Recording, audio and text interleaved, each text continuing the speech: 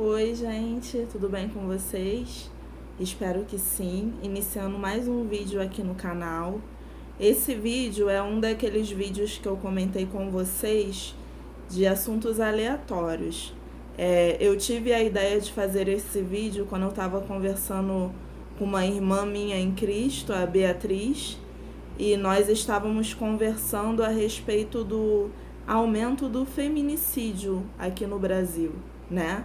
E o feminicídio a gente sabe que é o homicídio contra a mulher simplesmente pelo fato dela ser mulher. E aí eu tava falando com a Bia que eu já passei por um caso, eu já fui noiva de um psicopata. E aí ela falou, Dani, você tem que contar isso, tem muitas mulheres que passam por isso, né? E eu falei pra ela, Bia, eu vou gravar um vídeo, vou postar lá no meu canal e vou te mandar contando a minha história, como é que foi. Então esse vídeo é um vídeo diferenciado e é como eu falei com vocês, o vídeo aleatório ele pode acontecer qualquer dia da semana, tá bom? O tema desse vídeo é feminicídio, não seja uma vítima. Algumas das principais características de um psicopata. Eu fui verificar o que significa ser um psicopata. Aí eu achei a seguinte definição. A psicopatia está entre os distúrbios mentais mais difíceis de diagnosticar e detectar. O psicopata pode parecer normal e até mesmo ser encantador. No entanto, ao psicopata falta consciência e empatia, tornando-o manipulador, volátil e muitas vezes criminoso. Então, gente, a minha experiência foi o seguinte. Como eu já falei aqui pra vocês, eu me converti quando eu tinha 21 anos, né? A princípio, eu fui para Nova Vida Independente de São João de Meriti. Nessa igreja eu fiquei quase 6 anos. E nesse período que eu me converti, logo em seguida, eu comecei a fazer a minha faculdade de administração e eu decidi no meu coração que eu não gostaria de ter nenhum relacionamento, porque a gente sabe que o crente casa para namorar, né? Que o relacionamento de quem vive debaixo dos princípios de Deus é um relacionamento que é curto, porque a gente sabe que a nossa carne é fraca. Assim diz a palavra. E aí, nesse tempo da faculdade, eu decidi que eu não iria ter relacionamento com ninguém. Eu decidi que eu iria me guardar e esperar no Senhor de fato. Isso aconteceu mais ou menos uns quase 5 anos. Até o dia que eu terminei a faculdade e eu decidi que eu não gostaria mais de esperar. E aí foi que eu quebrei a minha cara, porque na verdade, eu entrei num grupo para ter amigos, né? Porque o que acontece? Eu congregava em São João de Meriti, e eu moro na Praça Seca, Rio de Janeiro. E quem mora aqui no Rio de Janeiro sabe que é um pouco distante, né? São João de Meriti é um outro município. Só que Deus me direcionou a estar naquele tempo naquela igreja e eu, em obediência, eu saía de onde eu moro para ir lá para aquela igreja. Sendo que eu tinha muita dificuldade de relacionamento com as pessoas de lá por causa da distância. E aí eu sabendo, né, eu como basicamente nova convertida, tendo muitas amigas que não seguiam os mesmos princípios que os meus, eu quis buscar pessoas que seguissem os mesmos princípios que eu. E aí eu fui buscar num grupo cristão, né, os Solteiros Evangélicos no Rio de Janeiro. E eu entrei nesse grupo não foi atrás de um relacionamento, eu entrei nesse grupo atrás de fazer amizade, né? Ter pessoas para sair, para passear, esse tipo de coisa. Só que quando eu entrei nesse grupo, eu conheci um rapaz. E esse rapaz, sabe aquele príncipe encantado? Toma cuidado com o príncipe encantado, menina. Não existe príncipe encantado. Todo mundo tem defeito. Eu conheci um rapaz muito romântico, na verdade. Um rapaz, assim, que de cara se apaixonou por mim, ou parecia que estava apaixonado por mim, que me sufocava, porque era o tipo de pessoa que eu tinha que dar atenção o dia inteiro, tinha que ficar no WhatsApp o dia inteiro, senão ele reclamava. Ele não gostava que eu conversasse com outras pessoas, porque senão ele reclamava. E era aquela possessividade toda. Mas, por um outro lado, ele era uma pessoa... Não sei como é que ele tá, porque assim, ele mora bem distante de mim, eu não acompanho a vida dele. Mas, naquela época, ele era uma pessoa encantadora.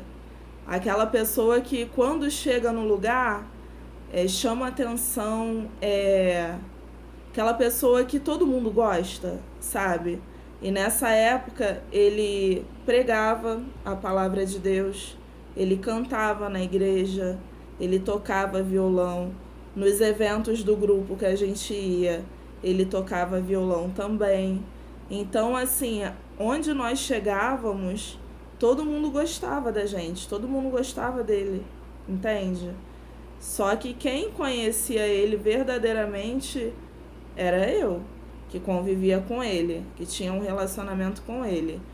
E aí isso aconteceu no ano de 2013. A gente se conheceu em março de 2013. Em abril eu terminei porque eu não aguentei o nível de sufocamento e de possessividade. Só que eu terminei estando apaixonada por ele. Passaram-se uns meses, a gente voltou a namorar depois, eu achei que fosse de Deus. E eu falei, não, esse negócio é de Deus, eu não tô obedecendo, então eu vou voltar a namorar. E aí a gente se reencontrou em outubro de 2013. E aí decidimos noivar. Tudo muito rápido, porque eu tava com um cara extremamente romântico, ao meu ver, né? Uma pessoa que toda vez que vinha na minha casa me trazia uma flor. Uma pessoa que ia lá no meu Facebook e curtia todas as minhas fotos, como se tivesse querendo deixar um rastro, um sentimento de posse mesmo, gente. E aí nós decidimos noivar quando nós voltamos a namorar. No dia 7 de dezembro de 2013 eu fiquei noiva desse rapaz.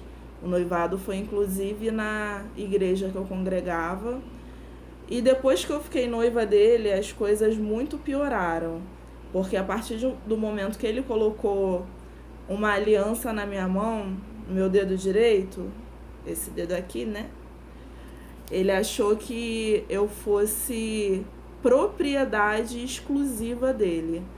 Então, assim, eu já não podia mais conversar com ninguém, eu só podia conversar com ele. Inclusive, ele tinha ciúme até da minha mãe, do meu relacionamento com a minha mãe.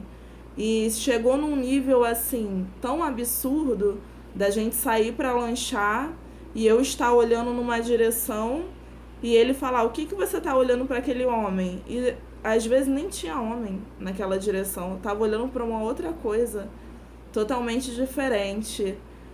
Da gente ir à praia e ele falar, não, você não pode usar biquíni, você tem que usar maiô, porque biquíni é indecente. Gente, é assim, eu sou cristã, né? Eu sou evangélica, hoje eu congrego na Assembleia de Deus Vitória em Cristo.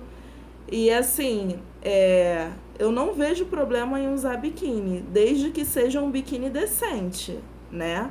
A gente sabe que o nosso corpo, ele é templo do Espírito Santo e a gente precisa cuidar das nossas vestes, a gente precisa cuidar do nosso corpo. Só que a hipocrisia era tão grande que ele queria ser mais santo do que todo mundo. E assim, as pessoas não sabiam o que eu estava vivendo, a não ser a minha família, que via o comportamento dele. Toda vez que eu não fazia o que ele queria o que ele queria que eu fizesse, ele estourava. E era uma situação muito ruim, né? Ele estourava até perto dos meus pais. O meu pai, assim, ele tem um ódio mortal desse rapaz, até hoje. Meu pai ainda não é evangélico, a gente tá orando por ele para que isso aconteça. Mas, assim, foi o relacionamento que eu tive que ele menos gostou. Ele, na verdade, ficou com um verdadeiro ódio desse rapaz, porque o que acontece, gente? Às vezes, as pessoas que estão de fora, elas enxergam melhor do que quem está dentro do relacionamento, né? E aquele relacionamento ali que eu vivi era um relacionamento abusivo. Era um relacionamento com uma pessoa da igreja que sabia a Bíblia de cabo a rabo, que pregava a palavra, que cantava na igreja, que tocava, que ia a outras igrejas e era dada oportunidade para ele, porém era um abusador assim, emocional. Então cuidado, mulher, cuidado com quem você se relaciona. Assim que a gente ficou noivo, a gente foi buscar um salão de festas pra gente se casar. O nosso casamento aconteceria no dia 14 de setembro de 2014. Só que como eu falei pra vocês, depois do noivado a situação ela foi piorando até ficar insustentável. Certa feita eu tava com um vestido na igreja, porque nessa época eu já estava congregando com ele, na igreja dele, que a gente se casaria. Então antes de casar eu tomei a atitude de ir para lá. Eu achei que Deus estivesse me direcionando para congregar junto com ele. Nós éramos de igrejas diferentes. E aí, certa feita, um domingo à noite na igreja, eu estava com um vestido, que o vestido ele tinha um pouco de decote. E aí o vestido, como eu tinha emagrecido um pouco, o vestido meio que ficava caindo. E toda vez que caía o vestido um pouquinho, ele levantava. E teve um momento que ele ficou irritado com aquilo dali e ele puxou o meu vestido para baixo de vez, quase que rasgou o vestido. Isso assim, perto da diaconisa da igreja.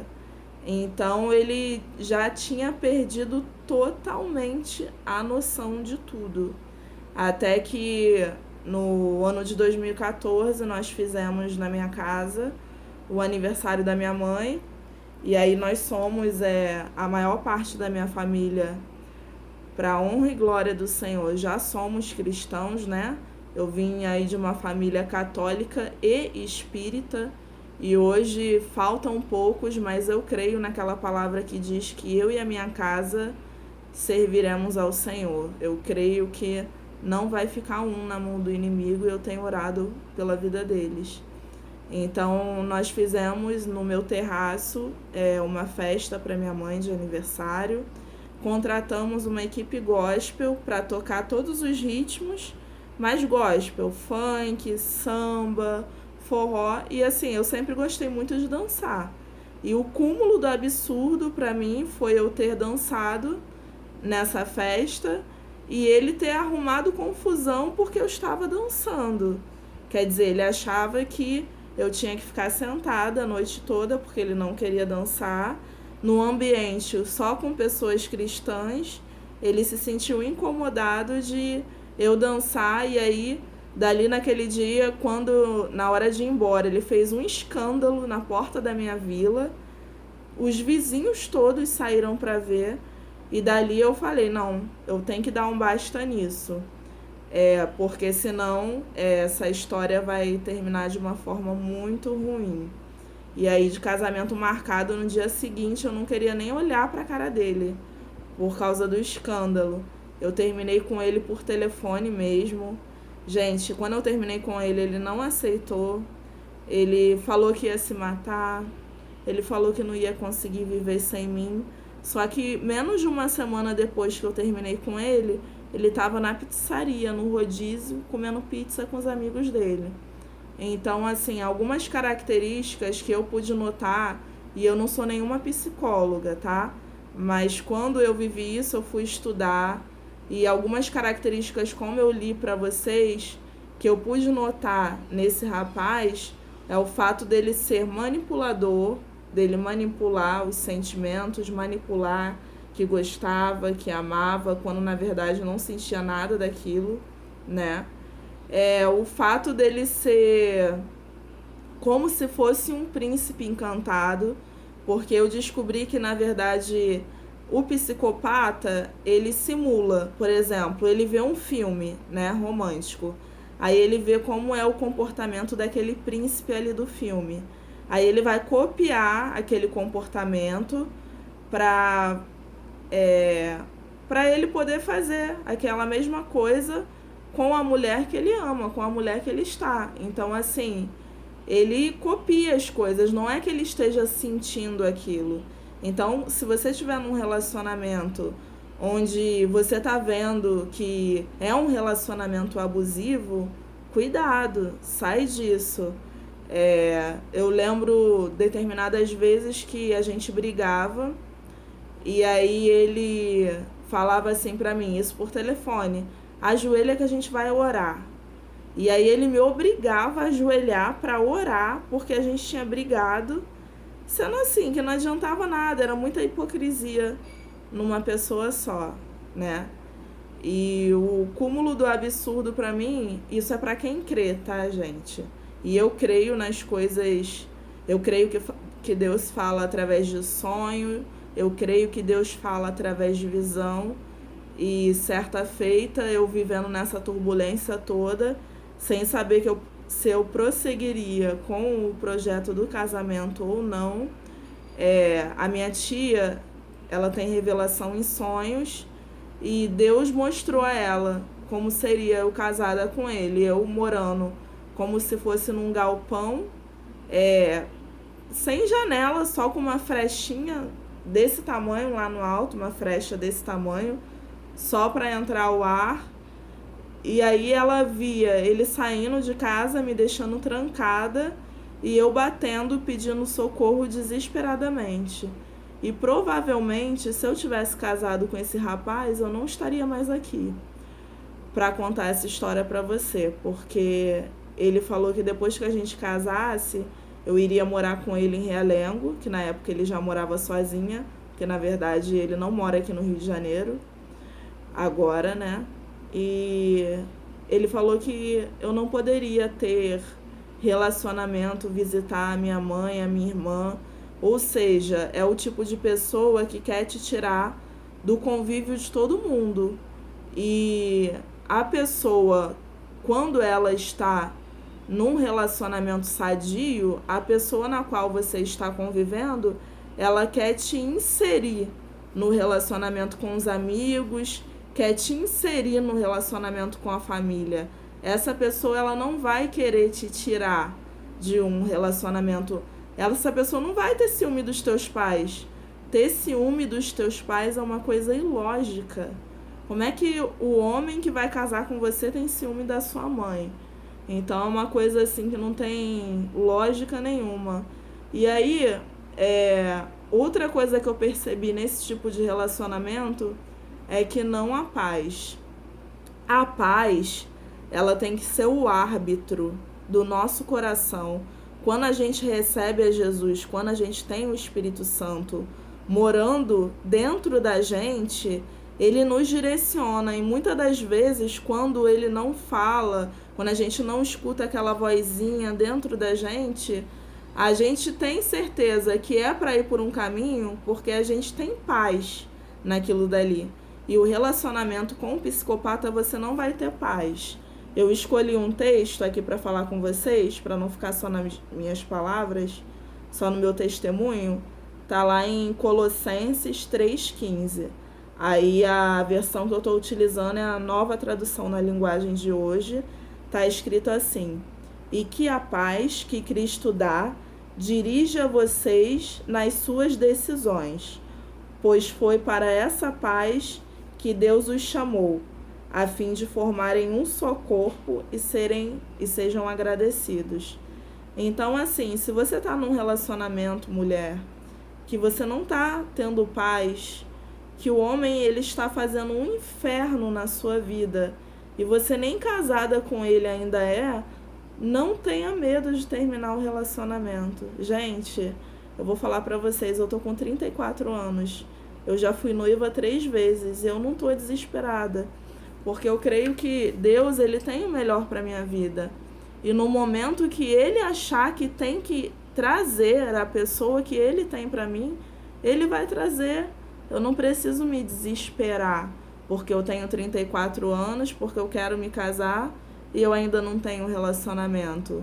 Então, assim, se você mora com seus pais, você tá vivendo um relacionamento meio esquisito, onde só há guerra, por que que você vai sair da casa dos seus pais para entrar num relacionamento desse tipo? Porque, assim, muitas pessoas casam errado porque elas acham que a pessoa, depois que casar, ela vai mudar. E na verdade é muito pelo contrário.